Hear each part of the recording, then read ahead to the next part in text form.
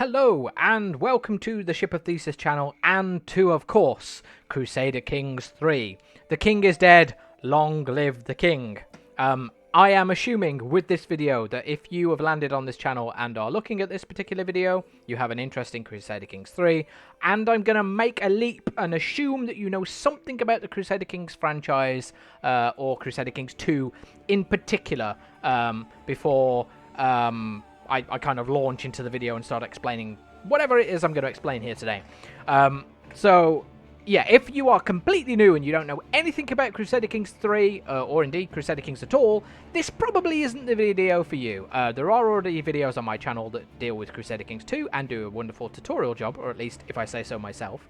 So go and watch those, by all means. And if you want to watch this, just get a, kind of feel for just how enthusiastic I am for the game, then that will be fine as well. But there will be other videos that I do from a very beginner perspective once I've got more time with the game. So I'm literally 9 hours into this game since it's been released, just so I could have a bit of a play with it before I kind of gave you a first impressions. So again, that's the audience kind of who I'm pitching it at, is if you're interested in just, I want to hear if Crusader Kings 3 is good or not, what's different from Crusader Kings 2.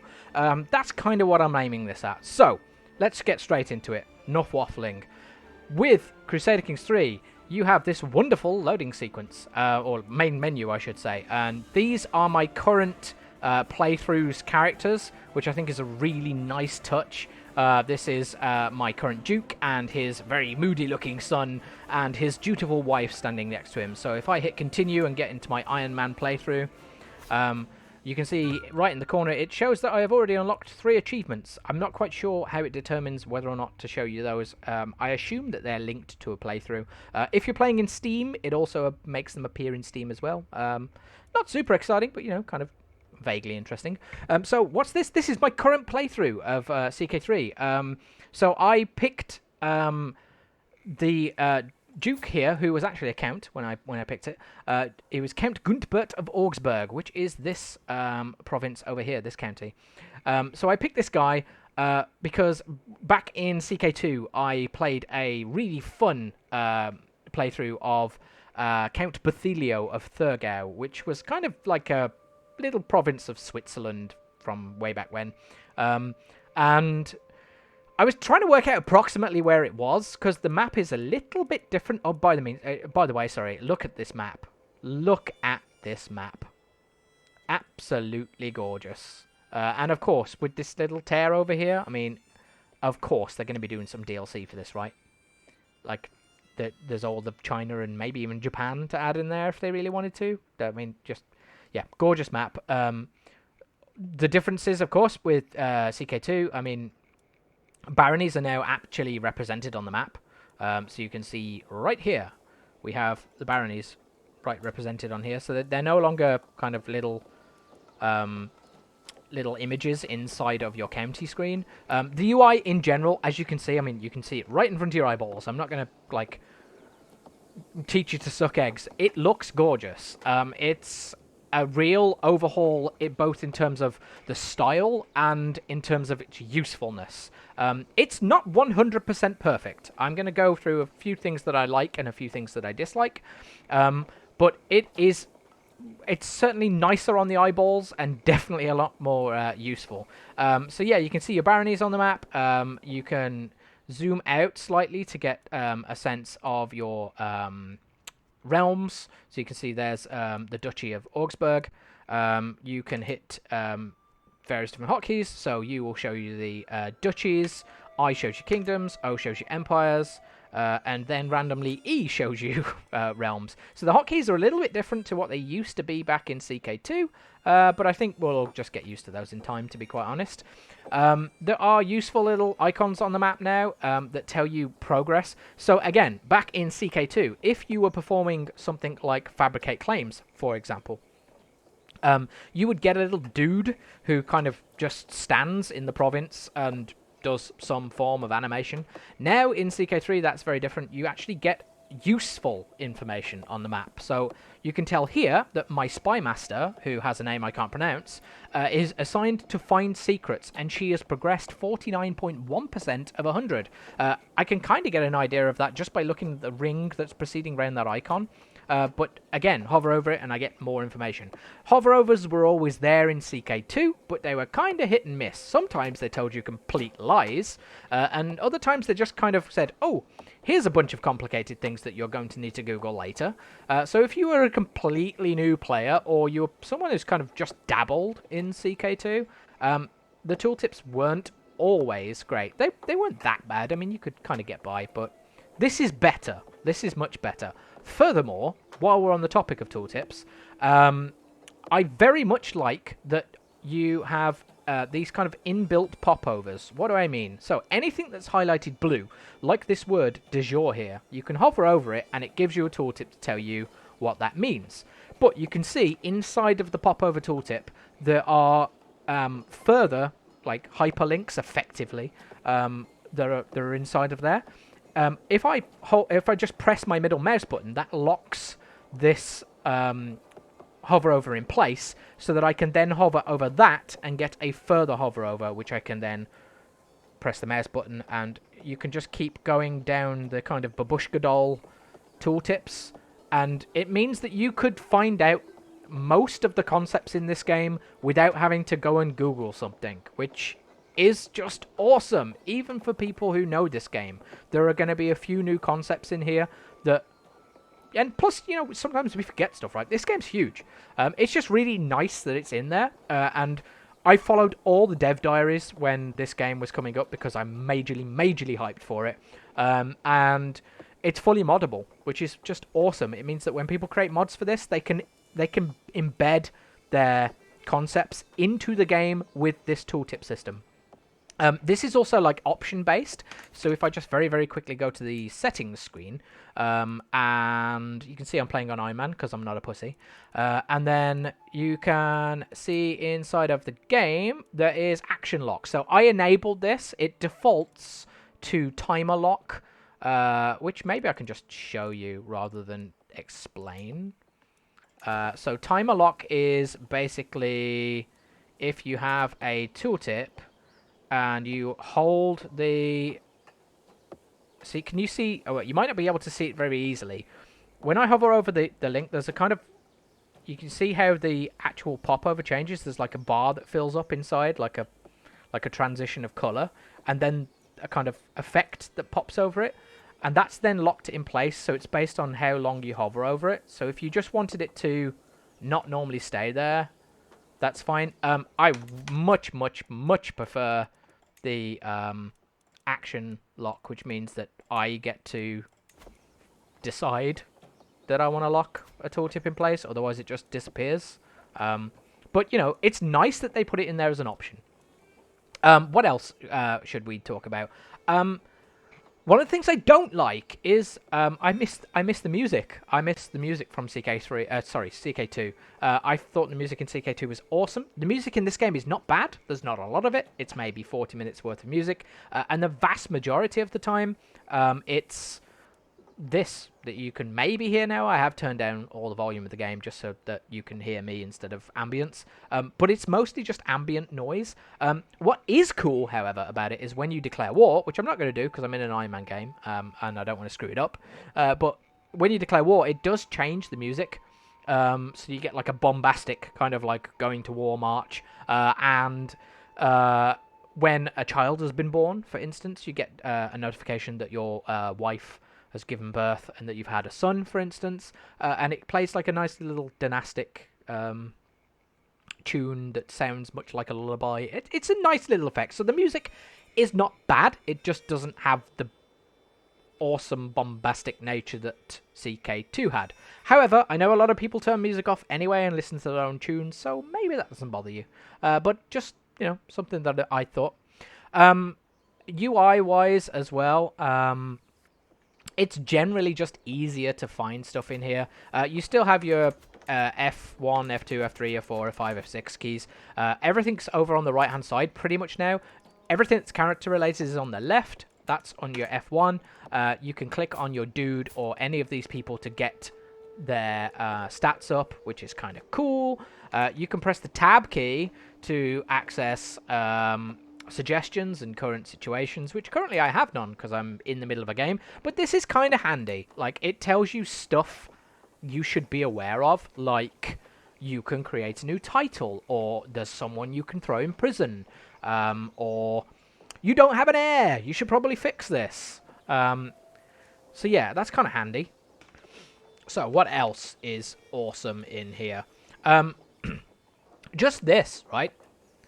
This little line here tells it's telling you where my character reports just by looking at the map from what you've selected. So you can tell that Augsburg here, which is my capital, reports to the Kingdom of Bavaria and in Ravensburg, and that's because my liege is there. If I click on my liege, you can see there are lines going outwards to indicate just how far his reach goes, which is really cool.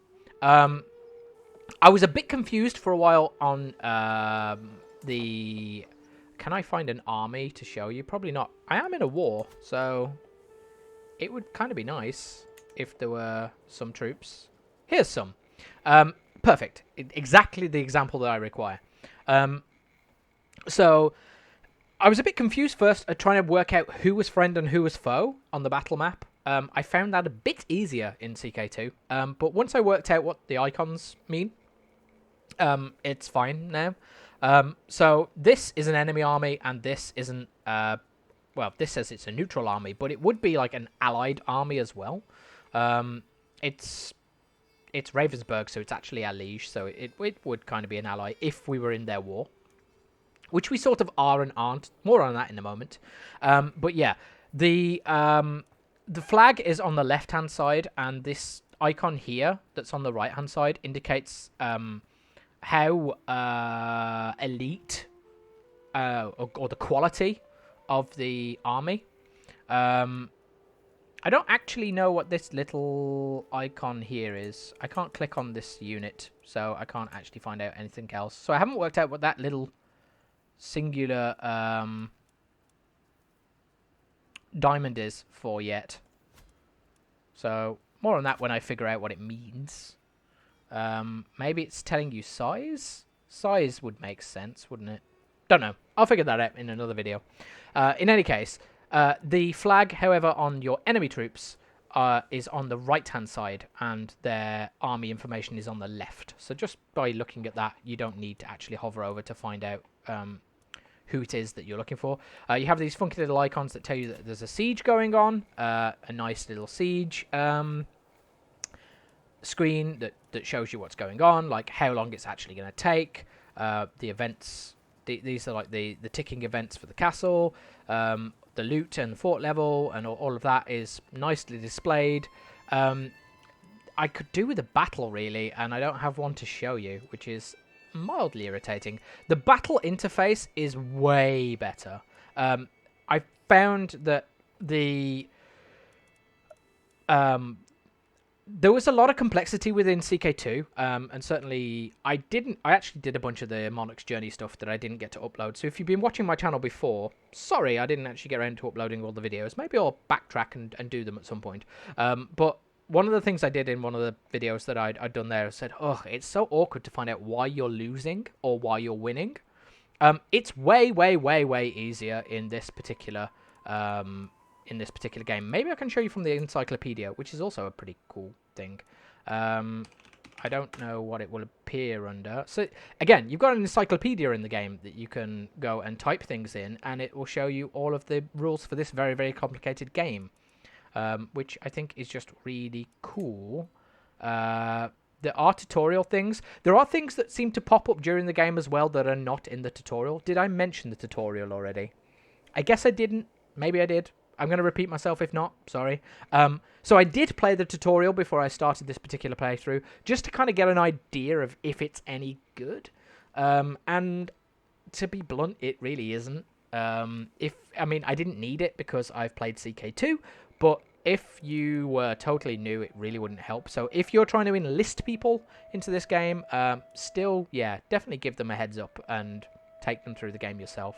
And if you are new, I will be doing some tutorials, and you will be able to watch them on my channel if you want when I get round to them. So I don't know if I can show... There isn't really an example inside of the encyclopedia, unfortunately, of what the interface looks like for the battles. But it's very cool. You basically get, on the left-hand side, you get your troops, if they're the attacker. And on the right-hand side, you get the enemy commander. And you get a full breakdown of what kind of troops are there. Whether or not they have knights, which are a kind of new thing, which you can see over here. Knights are very good, cause lots and lots of damage. And whether or not their troops are high quality or low quality, how many troops they have, and what their advantage is. So if a commander is particularly good, he gives advantage, and I believe advantage translates into, like, each pip of advantage is like 1% or something like of a modifier. But when it's all added up, you can kind of just look at that screen and know why. So I've already fought a few wars to be able to form what I've got here. And I've won most of them, and I lost one. And I lost one against this guy here.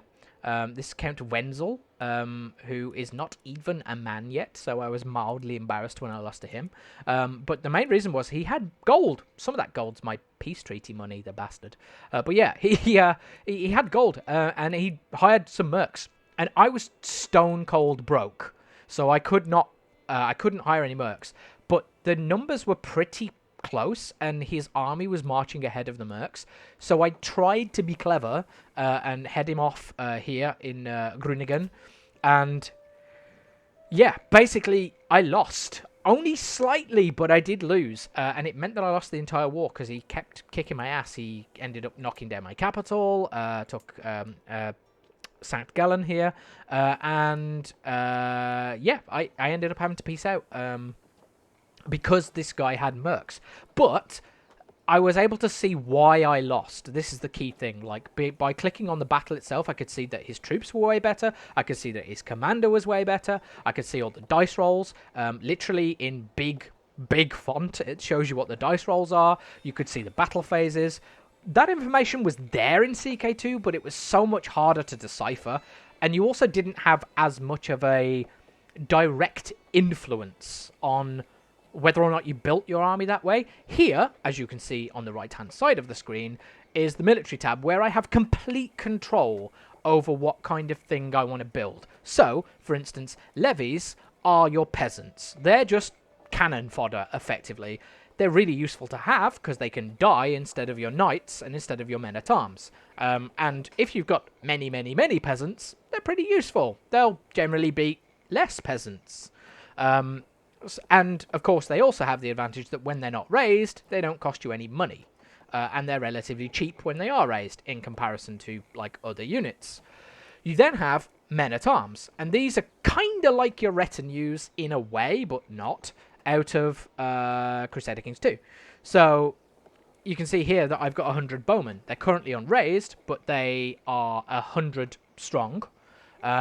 And if they were raised, they would cost me 0.6 gold per month. Currently, they're costing me 0.2 gold per month while they're unraised. So they're kind of like retinues in that they are a standing army, but they're a standing army that can be kind of stood down and run on kind of like less than half maintenance, third maintenance.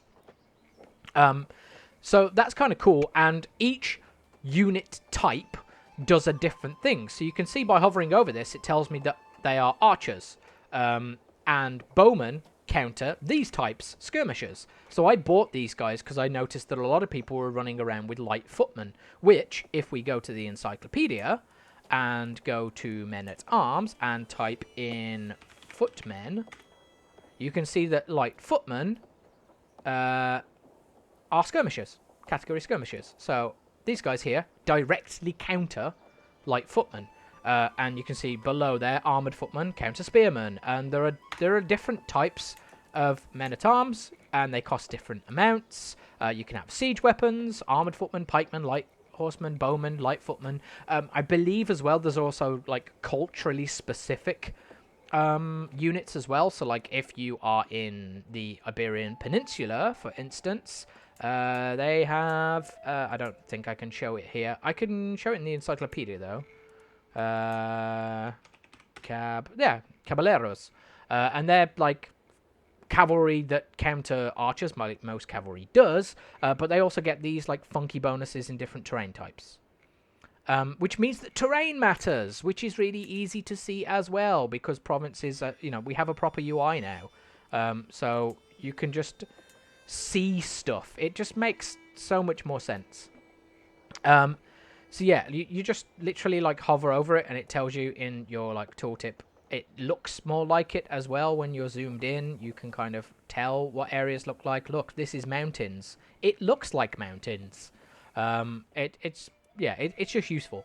But you've now got like a rock paper scissors kind of game that it did kind of exist in CK2 before. I don't want to take away from CK2. It's an amazing game, and I'll be going back to it. I think because one of the things that I want to kind of wrap this up. Really, I don't want to like witter on for too long, but one of the things I will say is that that game had like nearly a decade's worth of development done on it, and there's an awful lot of flavor in there. So I'll definitely be going back to it, and at least finishing off all the Monarch's journeys and things like that. But yeah, and you do feel it a little bit that some of that stuff is missing. But for a released game, for a like brand new title, this has got a lot of content in it. It feels good. It doesn't feel like we'll give you the bare bones and then we'll bolt DLC on it until it's like 450 quid or whatever it was. I know that CK2 became ridiculously expensive by the end. So it's nice. It feels like it works. And the stuff in CK2, you could kind of manipulate situations so that you could end up tailoring your troop types, but it was awkward and it didn't make entirely like a lot of sense. Like it just didn't display that information in the UI, and it didn't put like literally a button where you can go and do the thing. And I guess it depends. I guess if you're a grognard, and this is me, doing a little bit of shot across the bows, but I guess you could say that additional complexity made the game harder, and therefore it was more elite. But I feel like nothing was lost by doing this. This just made the game more accessible, which means more people will play it, which is a good thing. But it also just made it nicer to play. Like, the complexity's still here. You still have all these unit types. They still interact with all these other unit types. They still give the same effect as before, but they're just easier to play. If you are a Warhammer 40,000 fan, this is the equivalent between the 7th edition of Warhammer 40,000 and the 8th edition of Warhammer 40,000. I'm not going to spend too much time on that analogy, but it just shows like you can take away some of the gnarly parts of complexity. You can still keep what makes things fun, and you can still keep the mechanics there, but just don't make them a ball ache to use. And I guess that's the takeaway thing for me. You also have these funky new things, knights. Knights didn't exist in CK2, and they are here in CK3.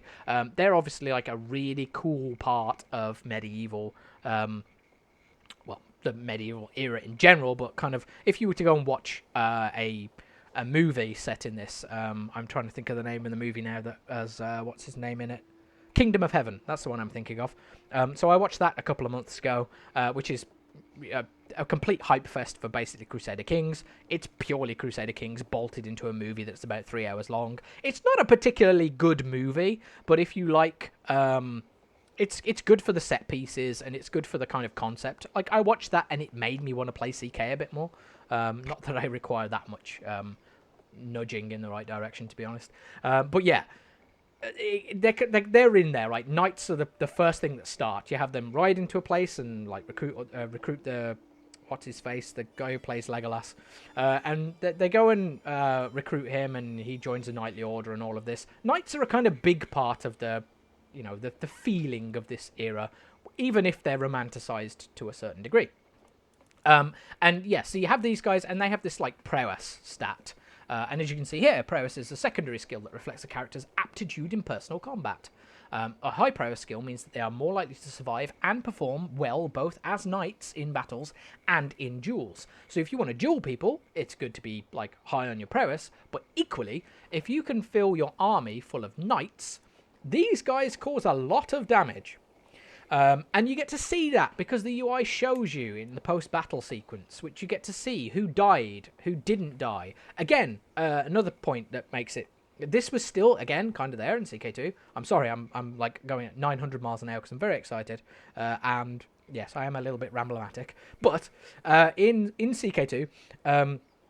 there was a mechanic with, like, the pursuit phase was still there, and if you had cavalry, it made a difference, but it was kind of obfuscated. It didn't make sense. It didn't display it to everybody. It does in this game. It shows you, look, bang, there you go, pursuit phase. Here are how many people died. Rather than, like, playing ping-pong with consistently retreating and returning armies, now, if you actually want to kill an army, you include these guys. You include horsemen, right? Are they horsemen? No. Whatever they're called over here.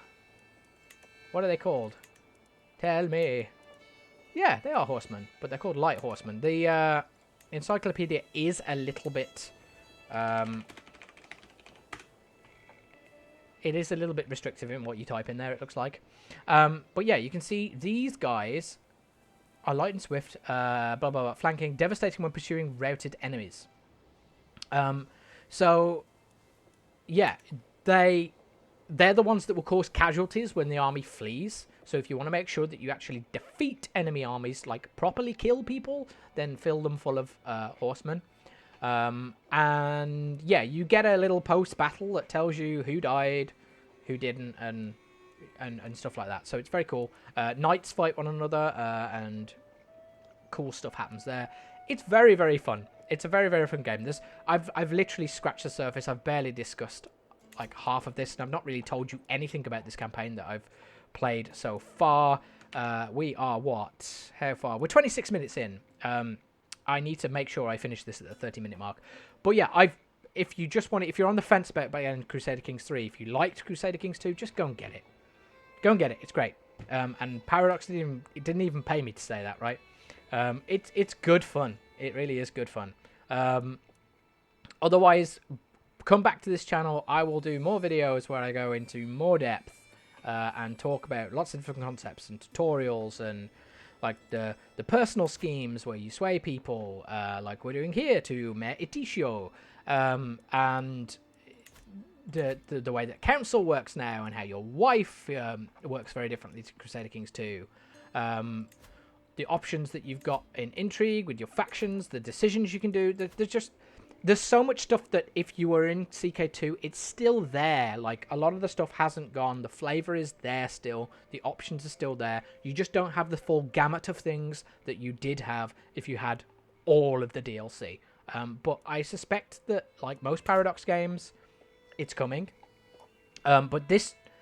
So far, I've been playing this for 9 hours. It does not feel like an incomplete package. Like, it definitely feels like it will go places, but I'm not playing this thinking, ugh, this is a buggy, broken, horrible mess, and wishing that I'd waited 2 years for DLC to land. I'm playing this thinking, right, well, I've successfully managed to take Augsburg here, and I've successfully managed to take this as a duchy, get promoted from being a count to a duke. I've managed to expand over here, take this as a secondary duchy, fight these guys, lose unfortunately, but then with the change of the balance of power to my new liege, he granted me Zurich for free, because we're in a big old war with the Kingdom of Italy, who have brought in their buddies over here, the French. Or at least I thought they had. I know we're fighting the French somewhere, because they were kicking our ass. But yeah, like, there's... Oh, there you go. They are French mostly, right? West Francia. So, yeah, the thing that I'm really looking forward to is carrying on with this campaign. I currently have 2 duchies, but I have 2 sons, although one's in prison, and I can't get him back right now, because the guy won't Like, this dick, King Charles the Bald, won't give me my son. Oh, he will now. He wouldn't earlier. He didn't want to give him back. Oh, that's expensive. Oh, that's expensive. Do I want to pay the full ransom? Let's have a think about that. Anyway, yeah, so I've got 2 sons, and eventually my kingdom may well split, because succession law is completely different. Oh, man, I'm going to have to do all of this in a different video. We're already at the 30-minute mark. But I just wanted to give you a first impressions. I just wanted to give you a fully Ramblematic roller coaster. Like, this game's fun. It's really, really fun. Go play it. It's great. And if you are still on the fence, come back in the next few days where there will be more videos from myself here on the Ship of Thesis explaining more things about Crusader Kings 3. Thank you very much for watching, guys, and I will see you all next time.